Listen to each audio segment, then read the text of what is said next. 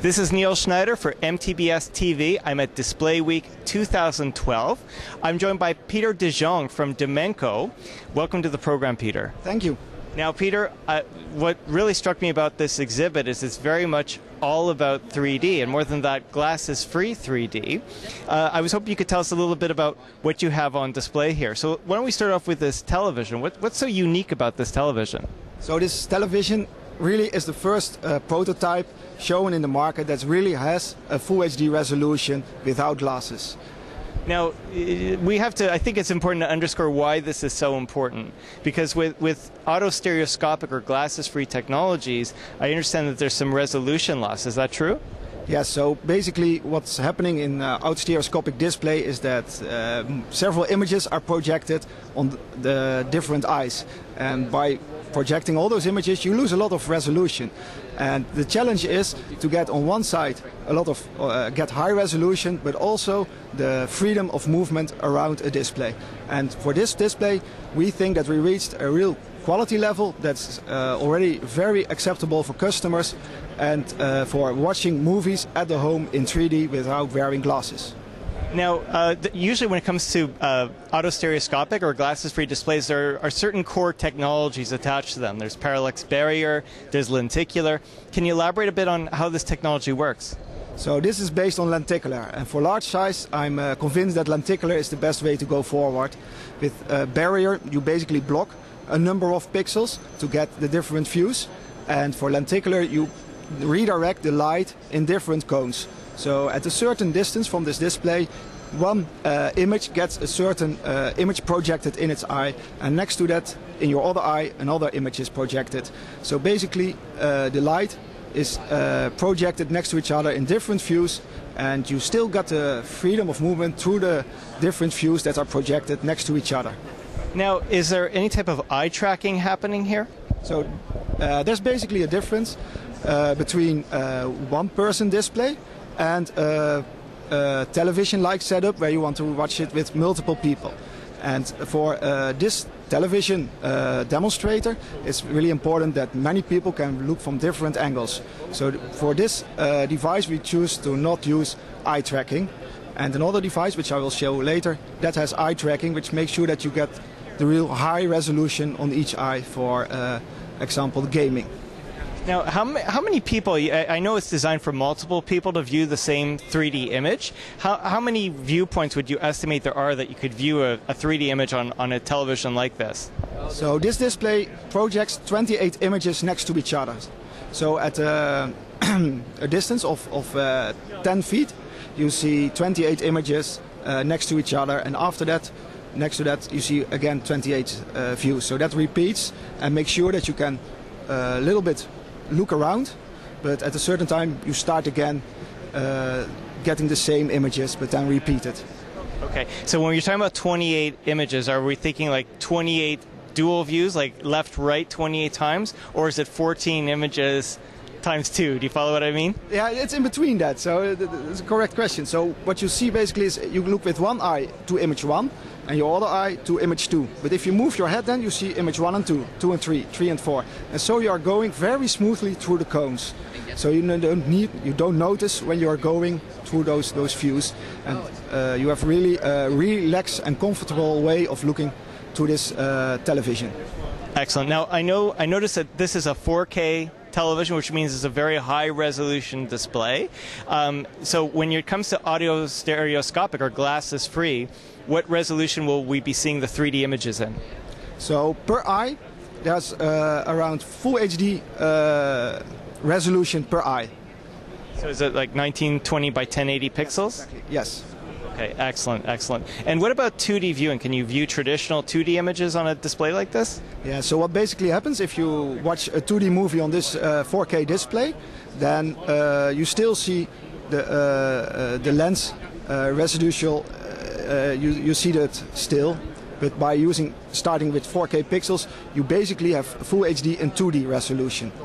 So you don't see the quad full HD resolution, which you are back to Full HD where you started with. So what I'm gathering is this could be used as a traditional 2D display as well as a 3D display. Because it used to be that autostereoscopic, with the exception of parallax barrier, you couldn't do 2D viewing. It was something that was fixed as being a 3D display only, but I take it that's not the case here. Yeah, so there are basically two mainstreams at this moment to get a 3D product. That is using a 4K panel and showing in 2D the somewhat lower resolution than Full HD, or making a switchable monitor. So what we do there is that we switch off the lens functioning. So then basically you go back to your native panel resolution. So there are two tracks, and we're not sure which application will end up with what, but we just follow and do research in both angles. So it's a work in progress. Absolutely. Now, you also mentioned a word which my ears were burning when I heard it, which was gaming. And you have a 3D display here designed for stereoscopic 3D gamers. So we're actually showing footage of it. Maybe you could tell us a bit about this display and how it works. So this display works in three modes. It can switch off, just as I said, switch off the lens and you get your Full HD 2D resolution back. So you can use that desktop monitor of 23 inch for text editing, emailing. When you start doing gaming, then there's made use of eye tracking, and by using eye tracking the views are really projected in the eyes with high resolution. So all pixels are used for your left and for your right eye. The third mode of that display is basically the same as this display, is multi-view, so that you project 28 views next to each other and people can really move, look around and walk around and see 3D with the whole family. Now, this is a prototype, I gather. It's not a full release product. It's a prototype for research purposes to come out with something better, I take it. I see that you've got a Kinect device, which is, from what I recall, is really more associated with Xbox than PC. Can you elaborate as to how this machinery works? So basically, this 23-inch monitor is driven by a PC, and Microsoft makes drivers and software available so that you can use the eye tracking or face tracking, and that information is sent to our software, and only the location of the eyes is of interest of us. So we locate the eyes and make sure that the viewing distance and the angle with respect to the display is controlled, and we really rotate the scene towards the viewer and the gamer. And so you always have the best, I would say, game experience. Now, when it comes to video game support, I understand that you're using stereoscopic 3D drivers to do this. Can you elaborate a little bit more about how the software works? So our setup is capable of work together with NVIDIA 3D Vision, and I'm sure we can work with any stereoscopic game and display that on our display. So it's more or less making sure that you send the left and right image from your game to our monitor, and the monitor will do the rest itself. Is there a specific format that you need to get this working? It's not specific. It's an open format that you can download from our website. An integration, or if you want to play around with it, it's free and it's very simple. And our experience is that if some people start playing around with it, within a few minutes they have it working and can start working and experience 3D. Now, as a company, do you see this as a display technology that you would sell to other display makers, or do you see this as something that you're going to be releasing your own 3D monitors, your own branded televisions? So we think that we are looking for manufacturers that want to make use of our technology, and then we can really have a large volume. We have our own small factory and we sell signage monitor to the B2B market. But for the consumer market, we are looking for partners and interested companies. Excellent. And for game developers, because obviously we have a game developer audience, do they have to do anything special? Do they have any special considerations when it comes to getting games to work with your technology? Basically, it points it out for itself. So we have all documentation and white papers on our website. And it's basically starting your game, connecting it to our display, and there's not a real threshold or secrecy or propriety standard. We believe in that we should make sure that everybody can work with it and not keep it for ourselves. Excellent, excellent. And I see that you've got some mobile solutions as well, like glasses-free tablets and so on. Maybe you could tell us a little bit about the technology you have working there.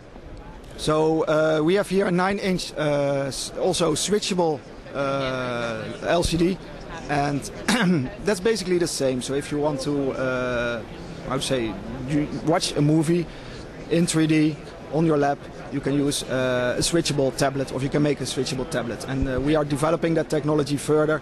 And that's really already giving, with respect of quality, the good level. We think that we can, we should stay with this level. And on the background, we are making it, bringing it in production and develop the production process further. And your tablet technologies or your mobile technologies, are they also based on lenticular? Yes, all. So basically it's scaling our technology, and there's no limitation of pixel size or LCD panel or whatever. We make sure that we fit our lens and our processing to give a good 3D performance. Excellent. And one quick question. I know with the PC display or the gaming display you have eye tracking, and I appreciate for the big displays that you don't need that because you want that multi-view experience.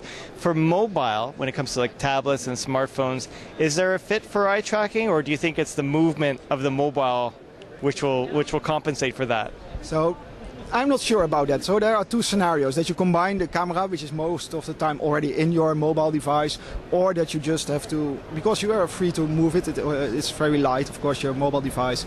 And I don't know yet which one will be the end solution, with or without eye tracking and motion. So that's not clear for me.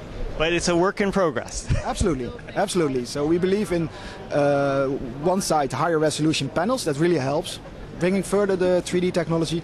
On the other hand, the switchable technology, and eye tracking is also one technology to get higher resolution for one-person applications. Excellent. Well, thank you for joining us. We've been talking to Peter de Jong from Dimenco at Display Week 2012, and of course we'll be back with more. Thanks for watching.